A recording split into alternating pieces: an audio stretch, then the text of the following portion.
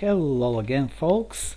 Doom 3's 20th birthday is almost upon us, so I decided to make this video in honor of this occasion. Yeah, 20 years.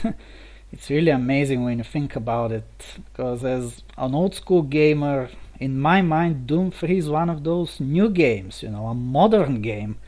How could it possibly be 2 decades old? How did that happen? But yeah, that's the truth. It really is 20 years old. So, what can we say about Doom 3? Well, there are actually a lot of things we could say about it. It's the game that brought the Doom series into the 21st century. It's a game that was both glorified and vilified by the community. It's a game that attracted a lot of new people to this community, and it happened in a time when it really needed some fresh blood, so that was actually a very good thing. It was also a technological marvel at its time, and of course its system requirements were pretty scary as well. And when I say technological marvel, I mean that the game looks pretty good even nowadays. Also, a lot of people forget that even the great Half-Life 2 didn't have realistic lighting and shadows until the release of Episode 2, which was in 2007, while Doom 3 had it from the very beginning, although this was pretty costly for the hardware. So when I played the game for the first time, I actually had to turn shadows off, because otherwise it would have been unplayable. Speaking of playing for the first time, actually I was skeptical about this game when it was released, not surprising considering I grew up with the classic Dooms, but then I got a chance to play it in 2005, and I found out that I really like it. Mostly because it's one of those games where the world feels like it's alive, and you don't just play a game, you become a part of it, you live in this virtual world, and I really enjoy that. And of course, Doom 3's strongest sides are the story, the world building, the immersion, the sound ambience is really good. There isn't a single moment when the game is quiet. There is always some sound in the background. It could be just simple machinery, or it could be some sinister infernal noise, but there is always something going on, and this compensates pretty well for the lack of music. Now, what shall we do for the 20th birthday? Well, in my previous videos I was usually showing you some obscure and lesser known details from the classic Doom games, so that's what I'm going to do today as well. We're going to talk about the hidden maps of Doom 3. When I say test maps, I mean maps that cannot be accessed through normal gameplay or from any of the game's menus. There are 4 of them, and they're actually test maps. They were used during the game's development to test various aspects of the engine or something else, and they were left in the game either accidentally or on purpose, I'm not sure. This isn't the first time such test maps are found in an id Software game, actually. In Quake 3 Arena is such a test map, which is called test_big box.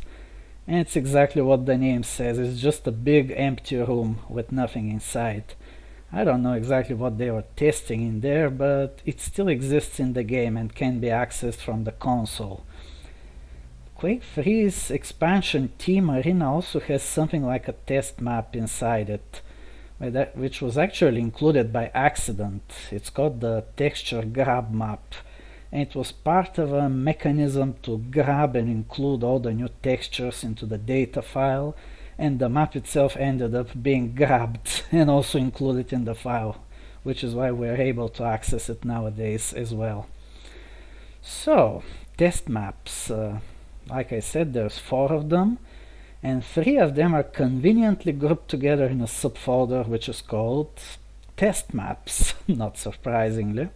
And when I say subfolder, I mean inside the data file, which is called pack000.pk4. That's the first and primary data file of Doom 3.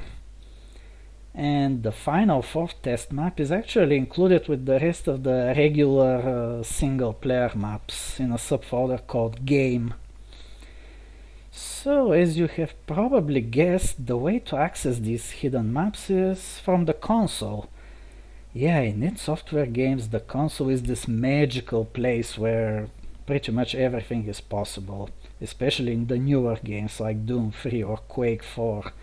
The console allows you to change some pretty, basic parameters of the game and do some pretty weird stuff. However, there is one more detail that we need to mention. This little detail is that you will need the original release of the game from 2004. You probably remember I mentioned the data file is a PK4 file. These are only used in the original release. There are two more releases, the BFG Edition from 2012 and the 2019 edition, which is pretty much the same as the BFG Edition with just some changes. As far as I know, these newer editions don't have these test maps, they were removed.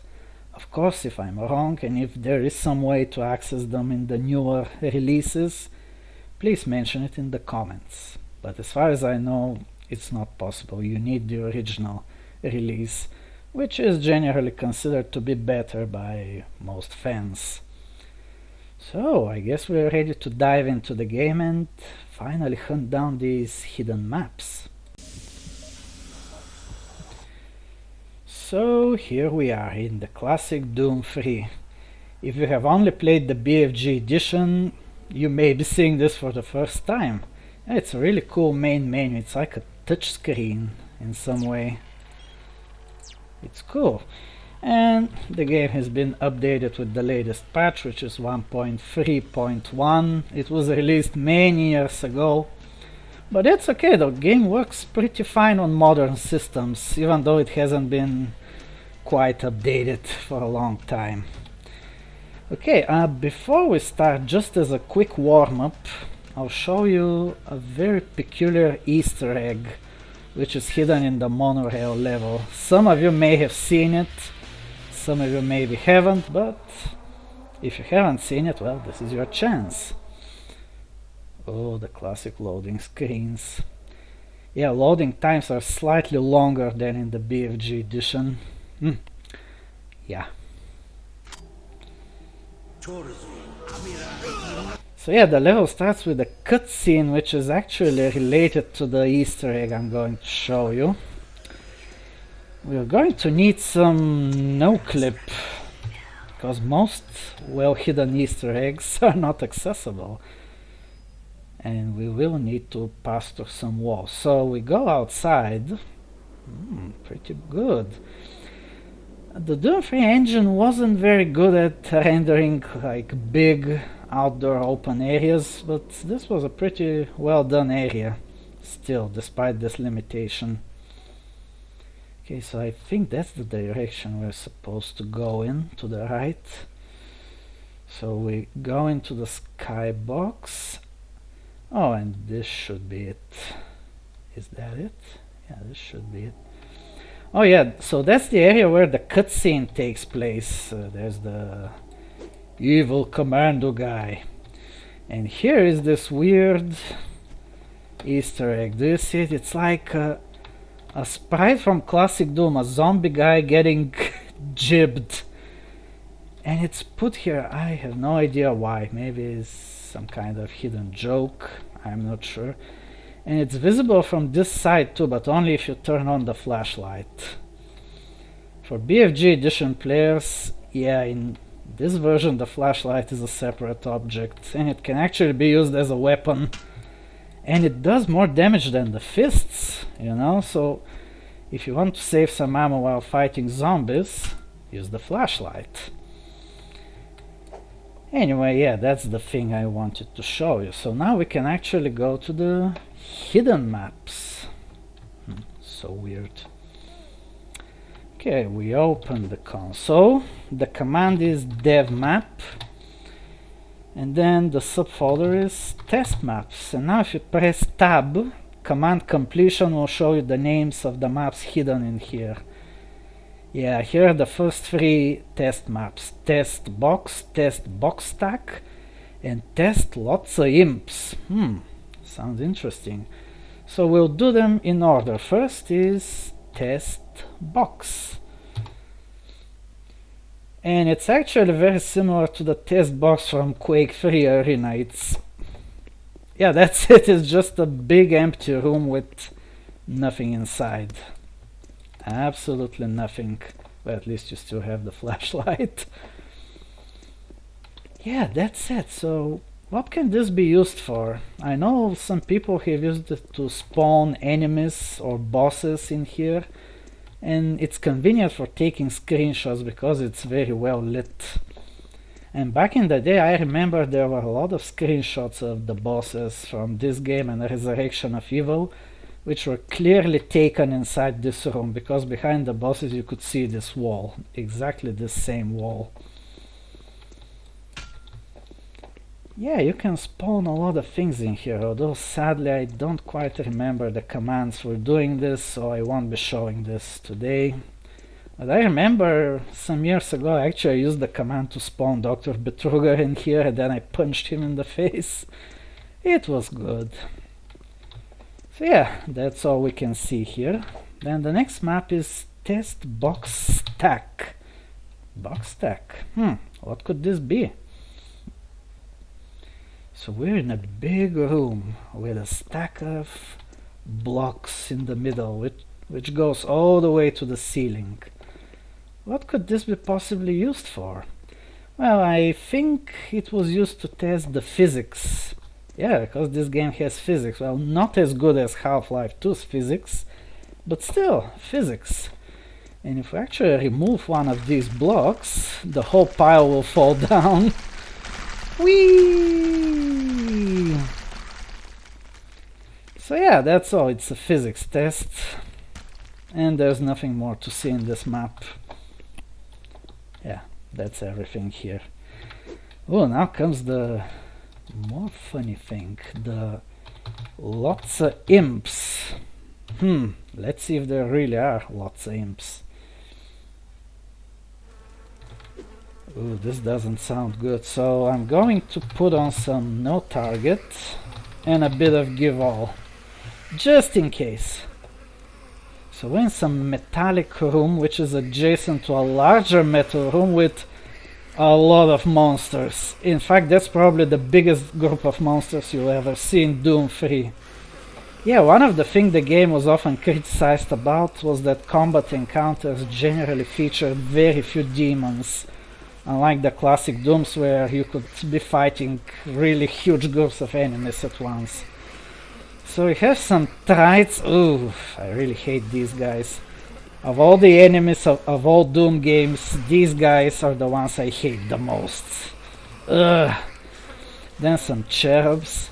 I remember back in the day there were a lot of forum posts about people scared by them. There were even like adult men, grown-up men that were freaked out by these creatures. Then there are some fat zombies, some tentacle commandos, some pinkies, and all the way in the back we can see some imps. Well, the name of the map is Lots of Imps after all, right? So yeah, there definitely are some imps. So, what was this map used for? Maybe to test how many enemies the engine could handle on screen, or something about the enemy's AI? I'm not sure exactly. Oh, by the way, this is another feature that is missing in the BFG Edition, the ability to zoom in. Can you see how I'm zooming? I don't know why it was removed in BFG, but it can be useful sometimes. Now, before we go to the fourth and final test map, what are we going to do with all these monsters? Oh, I have an idea.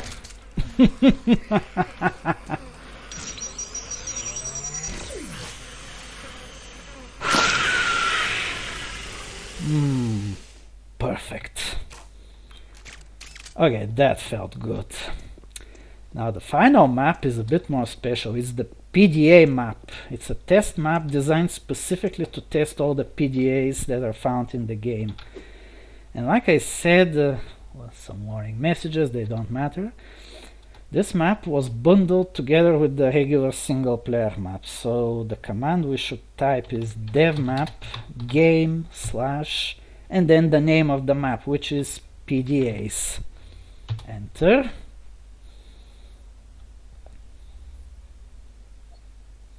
And here we are. Welcome to the PDA map, or actually it's called PDA room. You can see that in the lower right portion of the screen.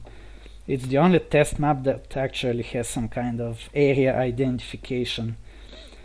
So we have this looping room with these cubicles, and each cubicle corresponds to one of the levels in the single player campaign, like Mars City 1, Mars City Underground, the second one Admin, Alpha Labs 1, 2, 3, 4, Delta Labs, and this is the initial. Oh, actually I already have it. I thought I need to get the PDA, but the game gives it to you automatically. So if this is Mars City 1, this should be the video disc with the introduction video. Is it? Yep, that's it. Welcome to Mars Research Facility 1. So yeah, like I said, it's a loop. It's like a corridor that goes around. Well, that's the cubicle for the Hell level, which means that this should be Simon Garlick's PDA. Let's check it out. And indeed, it's Simon Garlick. That's the PDA you find in Hell. You know, actually there was supposed to be another one in Hell, which was cut from the game, though you can still find some remains of it in the game's data files. Because each PDA is like a text file that contains like the details, the emails, etc. Yeah, here's MPRO, CPU, both sides. Oh, Hellhole. Hellhole is the final level, which means that this should be id Software's PDA. Oh yes, that's the one that contains all the messages from the guys at id Software. It was a really nice touch, you know, from Adrian Carmack, John Carmack, Kevin Cloud, Todd, Tim Willits. Yeah, this is a reminder that Doom 3 is in many ways the last Doom game to be made by the old id Software team, where still many of the old members were in the company, especially John Carmack, Tim Willits, etc. Yeah, there are a lot of messages here, including from familiar names like Donna Jackson, the id Software mom. She was with the team from a very early time, like from when they were working on Classic Doom in '93, as far as I know. Even the interns got their message. Yeah, it's a really nice touch. And then there are some video discs bundled here. I think these are the ones for the science projects in the Alpha Labs. There are a few discs for the weapon introduction videos and so on and so forth. And we're back to the beginning. Yeah, that's the whole level. It's nothing impressive, but I guess it was really convenient to test all the PDAs to see if all the messages and other stuff is in its place. So it's a convenient tool. Well, that's the purpose of most test maps. They are utilities more than anything else.